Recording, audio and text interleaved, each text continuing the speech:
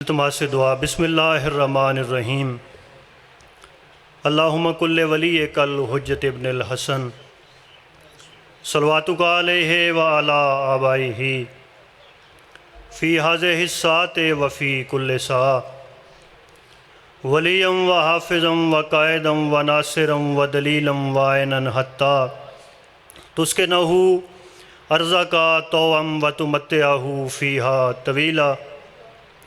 السلام علیکہ یا صاحب العصر والزمان والسلام علیکہ یا شریک القرآن۔ صلوات پڑھیے بلند آواز سے۔ آواز تھوڑا بسم اللہ الرحمن الرحیم الحمد للہ رب العالمین والصلاة والسلام علی رسولہ الکریم وآلہ الطیبین الطاہرین المعصومین المظلومین الذین اذہب اللہ عنہم الرجس وطہرہم تطہیرا۔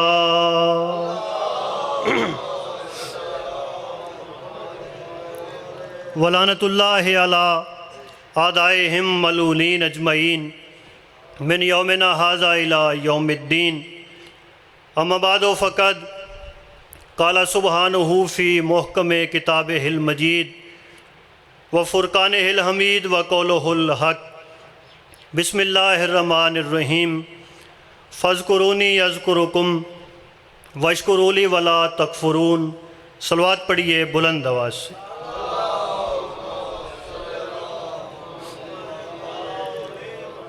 سب سے پہلے میری دعا ہے کہ اس ذکر کا رب بانیان مجلس کی توفیقات خیر میں اضافہ فرمائے۔ جتنے صاحبان اس ذکر پاک میں حاضر ہیں مالک سب کی حاجات پوری فرمائے۔ جن مرحومین کی بلندی درجات کے لیے اس ذکر پاک کا انعقاد ہوا ہے مالک سب کے درجات بلند فرمائے۔ قبولیت عبادت کے لیے دعاؤں کی مستجابی کے لیے بآواز بلند صلوات صلی اللہ۔ حاضرین محترم، موالیان ولی حق، عزاداران محسن انسانیت، میرے نہایت واجب الاحترام محترم سامعین، مجھ سے پہلے میرے مولا کے بڑے خوبصورت ذاکرین اپنے اپنے انداز میں ذکر کریم کربلا کر چکے ہیں، اور منبر سرکار حسین بادشاہ پر ذکر اور ذاکری کا خوبصورت نام قبلہ روحانی صاحب بھی تشریف فرمائیں، تو میں بڑے مختصر سے وقت میں اس دہلیز پر سجدہ ذکر پیش کر رہا ہوں جس دہلیز پر فارس سے آیا ہوا مسافر بھی اگر خلوص دل سے نوکری پیش کرے تو اسے ایمان کا 10واں تخت عطا ہوتا ہے۔ زمانے کو درجات اسی دہلیز سے حاصل ہوتے ہیں۔ جس نوکر نے یہاں کی نوکری پیش کی آل محمد نے اسے کمال عطا کیا ہے۔ ایک نوکر ہے اس دروازے کے جن کا نام ہے جبریل علیہ السلام۔ ویسے وہ سردار ملائکہ ہیں، ویسے وہ علیہ السلام ہیں، ویسے وہ فرشتوں کے سردار ہیں، لیکن جب بھی دہلیز سیدہ پہ آتے تھے تو اپنے آپ کو نوکر بن کے پیش کرتے تھے۔ جب انہوں نے خود کو علیہ السلام ہونے کے باوجود روحانی صاحب قبلہ نوکر بن کے پیش کیا تو کریم دروازے نے انہیں انعام کیا دیا۔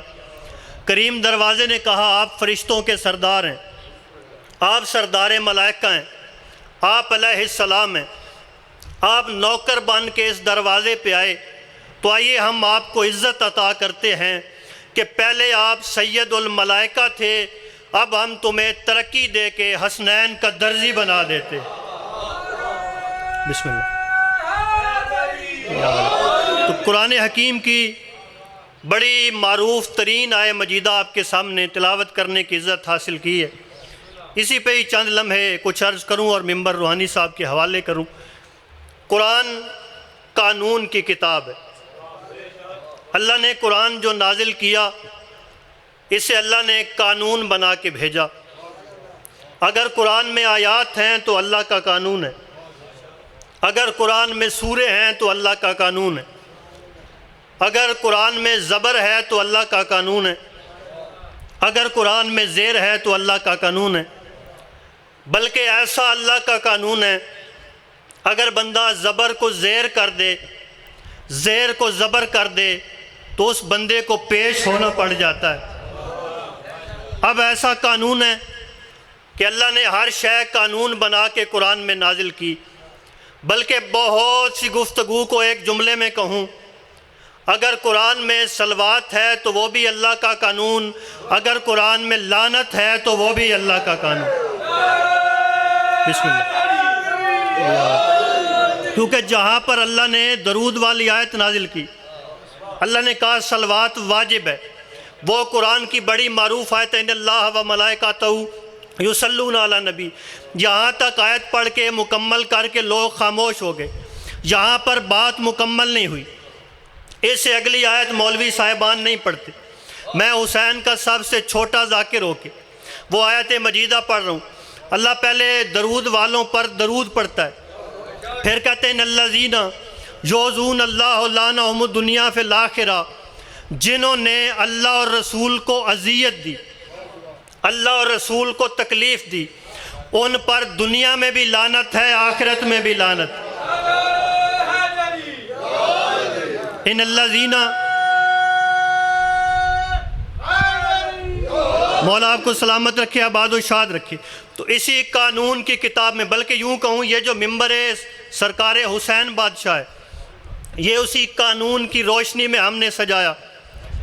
ہم نے 2 قبیلوں کا ذکر کیا 1400 سال سے، یعنی یوں سمجھیں کہ ممبر حسین ایک رجسٹر ہے، یہاں پر ایک رجسٹر موجود ہوتا ہے جس میں 2 قبیلوں کا ذکر ہوتا ہے، ایک ہیں صلوات والے، توجہ چاہتا ہوں، ایک ہیں صلوات والے، ایک ہیں لعنت والے۔ اب جو صلوات والے ہیں ان میں اضافہ نہیں ہو سکتا، اللہ نے وہ نام مکمل کر کے ان پر مہر لگا دی۔ درود والوں میں اضافہ نہیں ہو سکتا، لیکن لعنت والا رجسٹر قیامت تک کھلا ہے، جو بندہ چاہے اس میں شامل ہو سکتا ہے۔ میں ایک جملہ کہہ کے میں اس بندے کی زیارت کروں گا جو مجلس حسین میں بھی چپ کر کے بیٹھا رہے اور گھر کا ذاکر سمجھ کے حوصلہ افزائی نہ کرے۔ لعنت والا رجسٹر قیامت تک کھلا ہے، اس میں داخل ہونے کا طریقہ موجود ہے۔ اب سوال پیدا ہو سکتا ہے کہ لعنت میں نام کیسے لکھوایا جاتا ہے؟ تو ایک ہی طریقہ ہے، کہیں پہ علی کی ولایت پڑھی جائے، چہرے کا رنگ بدلو، نام لعنت میں لکھا جاتا۔ مولا آپ کو سلامت رکھے۔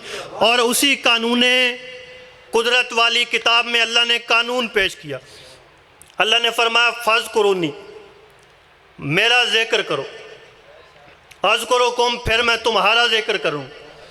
یہ تو ہم نے 1400 سال کی تاریخ میں دیکھا کہ بندے اللہ کا ذکر کر رہے ہیں، لیکن ہم نے کوئی ایسا بندہ نہیں دیکھا جو ذکر اللہ بن گیا ہو۔ قبلہ روحانی صاحب، آپ سے دعا چاہتا ہوں، میرے بہت سینئر ذاکر تشریف فرمائے، ہر بندے نے اللہ کا ذکر کیا، اپنے طور پہ کیا، لیکن کوئی ایسا نہیں جو ذکر اللہ بن گیا ہو۔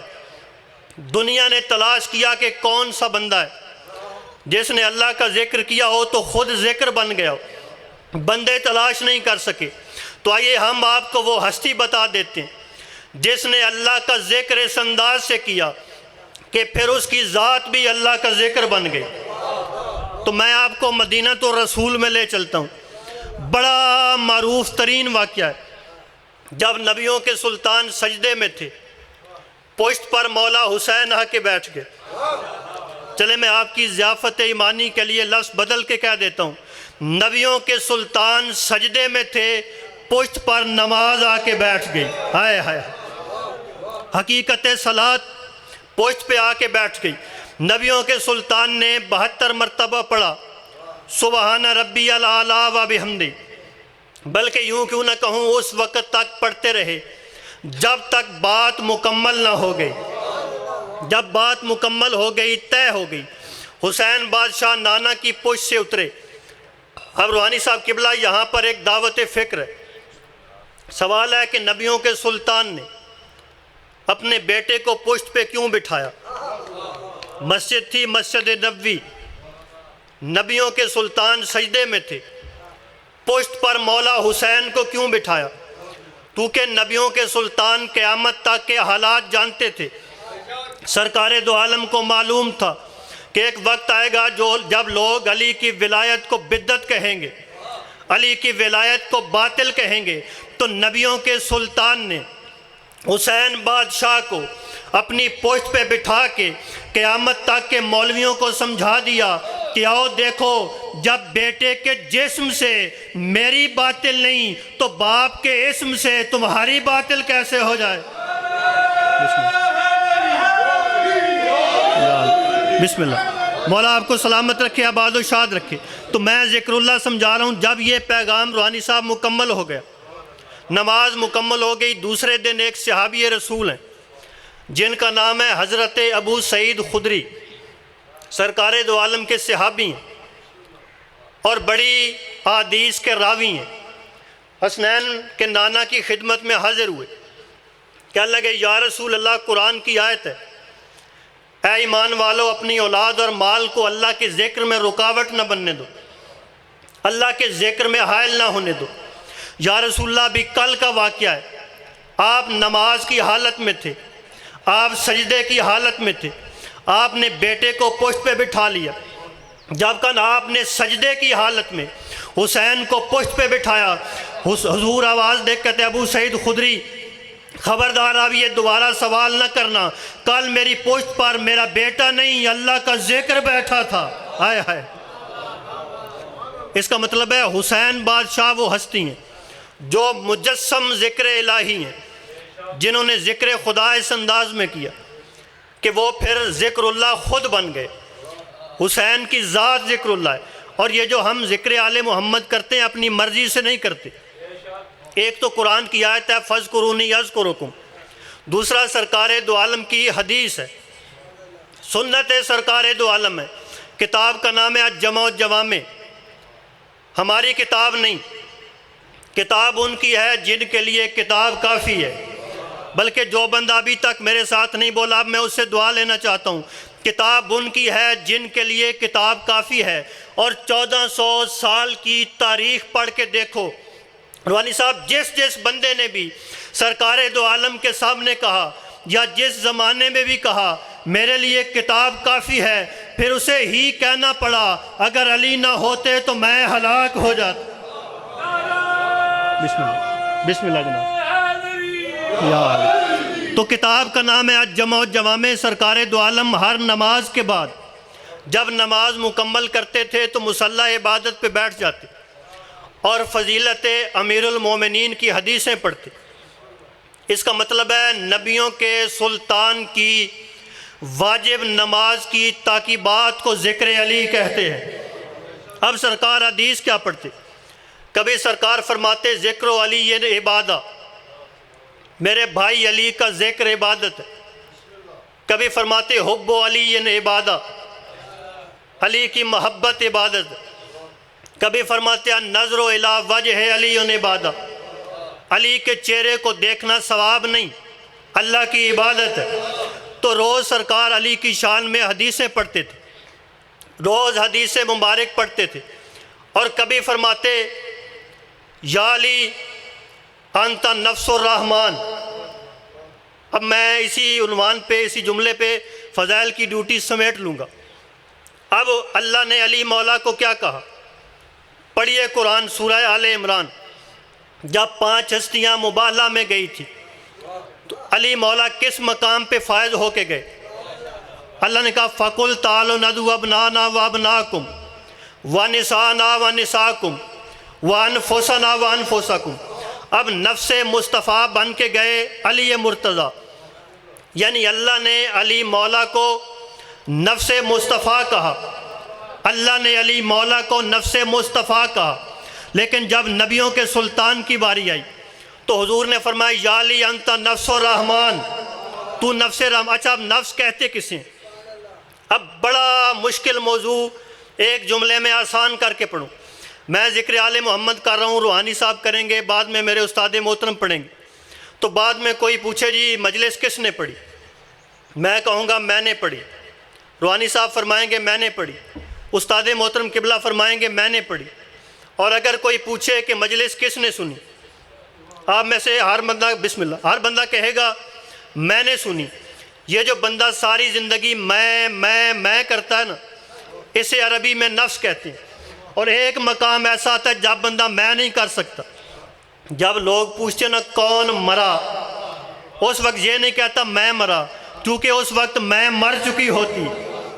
بندے نام لے کے کہتے ہیں فلاں مرا، اس میں کو عربی میں نفس کہتے ہیں۔ اب سمجھیے فضیلت امیر المومنین، اللہ نے سرکار دو عالم کا نفس علی کو کہا، اور سرکار دو عالم نے اللہ کا نفس کہا، نفس رحمان کہا، تو پھر میں کہنے کا حق رکھتا ہوں کہ اللہ اور محمد کی مشترکہ میں کو علی کہتے ہیں۔ دونوں بازو بلند کر کے حیدری علی۔